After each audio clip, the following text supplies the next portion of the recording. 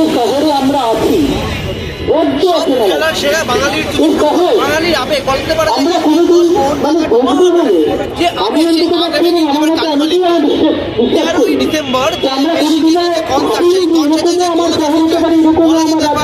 রাজ্যের নেতা মন্ত্রীরা তাদের যে উচ্ছ্বাস ছিল বা রীতিমতো দেখা যাচ্ছে পশ্চিমবাংলায় দেখতে পাচ্ছি যে আমাদের মাথা জীবনে আমাদেরকে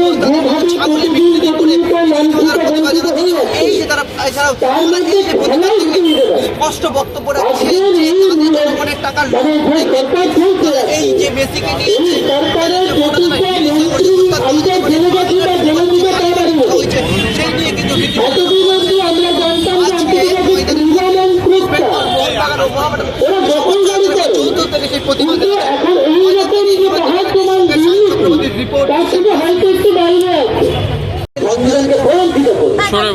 সেই নিয়ে কিন্তু ইস্ট বেঙ্গল মোহনবাগান বা বাংলা বিশ্ব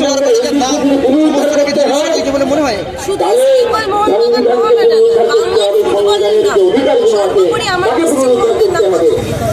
দেখতে পাচ্ছি ঠিক অরূপ বিশ্বাস এবং ছবি ছাগলের বিক্রি করে রাখা হয়েছে এখানে। ছাগল হাল চাষ যে মন্ত্রীরা তাদের ডিপার্টমেন্ট তাদের নির্দিষ্ট বিভাগ সামলাতে পারে না তাদেরকে আর কিভাবে আমরা ভালোভাবে বোঝাতে পারি বলে আমাদের দাবি। অবশ্যই এটা তো আপনাদের ভালো দেখি জনগণের টাকা লুট করে শুধু জনগণের টাকা লুট করা হয়েছে বেসিকে দেখানোর নাম করে টাকা লুট করা হয়েছে সেই লুটের টাকা দিয়ে নেতা মন্ত্রীরা মেন যে অর্গানাইজেশন তাকে ইতিমধ্যে গ্রেপ্তার করা হয়েছে দেখা আসলে এরকম উপর উপরে গ্রেপ্তার অনেক করে আমরা সারদা কাণ্ডের সময়ও দেখেছিলাম গ্রেপ্তার করতে স্ক্যামের মূল যা যিনি ছিলেন তারপরে কি হচ্ছে সারদার টাকাও এখনো মানুষ ফেরত তো এটা একটা সরকারের ট্রিক্স যেভাবে বাঁচিয়ে নেওয়া যায় কারণ ধরা পড়লে তো যারা ধরা পড়েছে তারা সরকারের নেতা মন্ত্রীদের নাম নিয়ে নিয়েছে তাই তাদেরকে যত তাড়াতাড়ি অ্যারেস্ট করে দেওয়া যায় তার নেতা মন্ত্রীর নাম এটা করতে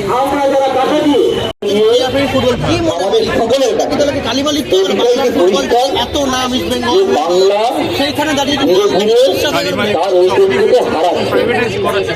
আর কেন হারাচ্ছে সেই কারণটাই তারা জানেন আর তার নেতৃত্বকে নিয়ে কে আছেন তাও সকলে জানেন। আপনি উপস্থিত ছিলেন তারই চারাচামুন্ডা তারা অর্গানাইজ করেছিলেন রাজনৈতিক চক্রান্ত শিকার এই কর্মসূচি কিন্তু এই যে চারাচামুন্ডা যাদের ধরে নিয়ে আজকে ব্যানা নিয়ে আমরা দাঁড়িয়ে আছি চলছে তখন তারা যা করেছেন তাতেই তাদের নিজের সিদ্ধান্ত ছিল।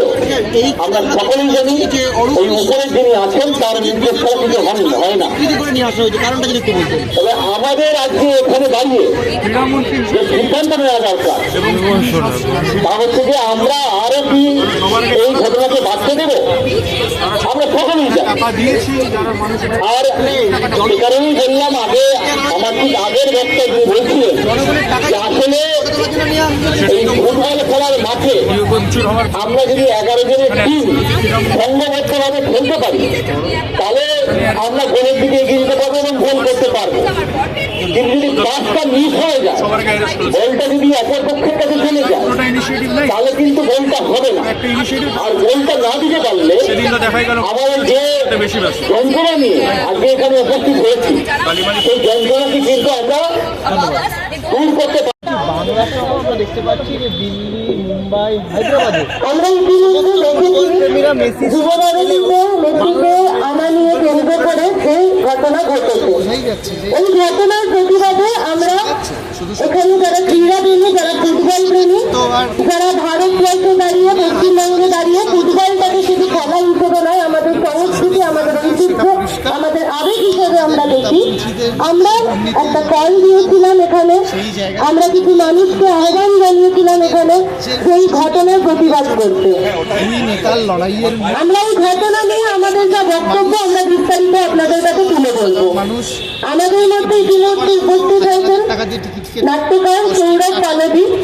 ওনার ব্যস্ততার জন্য ওনাকে চলে যেতে হবে বলে তার কথা দিয়ে আমাদের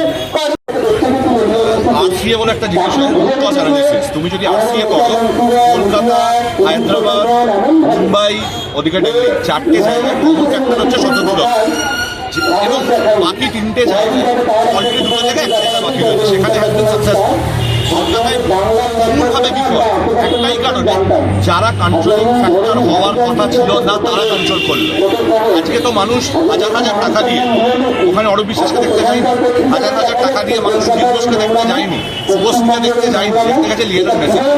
যেটা স্বপ্ন পূরণের সকাল হওয়া উচিত ছিল, সেটা হলো স্বপ্ন ভঙ্গের সকাল। বাংলার ফুটবল বলা যেতে পারে বাংলার বাংলা কেন, এইটার জন্য ভারতীয় ফুটবল কালিমা লিখতে হলো।